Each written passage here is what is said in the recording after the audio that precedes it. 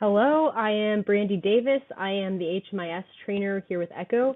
This training video answers the question of what HMIS is, how we use HMIS, and why HMIS is important. HMIS stands for the Homeless Management Information System. It is a database that our community uses to collect, store, and report information on the continuum of care services, outcomes, and clients. HMIS also ties homeless service providers together to better facilitate coordination of housing and other client services.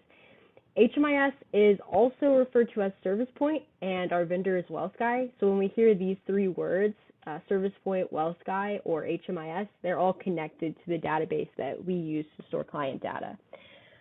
Our HMIS is an open sharing system within Austin Travis County, and the database was not always like this. HMIS was once a closed system, and what that means and the issue with this is that we weren't able to see other services a client had received or referrals they had.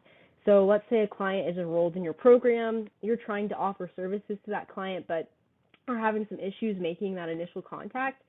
You wouldn't be able to see, for instance, that the client had recently checked into emergency shelter unless the client told you.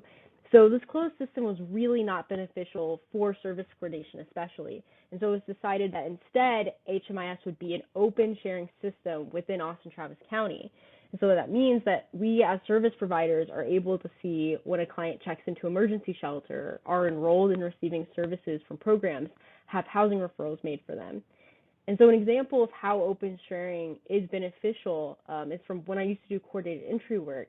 Very rarely, but sometimes a client would come in for a reassessment through coordinated entry, and I would check the client's housing referrals, make sure that they were there, and see that they had an accepted referral. So I was able to see that the agency they were accepted to contacted the assigned case manager and help facilitate that connection for housing services. So that was rare, but it's an example of how important HMIS is and how open sharing especially can assist with that service coordination piece. HMIS data is used at three different levels: the system level, program level, and client level. The system level is a high-level data tracking progress towards the goals and objectives of our entire COC. It helps us answer questions of what the gaps in services are, if we're effectively working to end homelessness, the outcomes of clients in our community receiving services. And then the program level is data specific to individual agencies within our community. So this data indicates services that specific agencies are providing and tracks progress towards agency goals. And then lastly, client level data is data that's specific to clients served in our COC. It is the historical information preserved over time for clients. And this data tracks progress towards clients' individual goals over time and also promotes continuation of care and interagency collaboration in meeting clients' needs. And this is a kind of data flowchart visual, kind of showing how each agency within the COC collects data from clients, and then that data is recorded in data completeness reports within Echo, and then that's reported to HUD and then goes on to Congress. I know most of us did not get into the work we're doing to enter data, but entering quality and timely data is very important to be able to continue doing the work that we do. This data tells the story of that work and the services provided to clients, and so capturing that quality data in reports allows us to maintain funding at our agencies.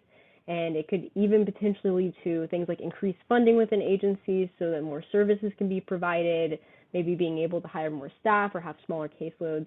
And so entering that quality data is really crucial to the work that we do for those reasons.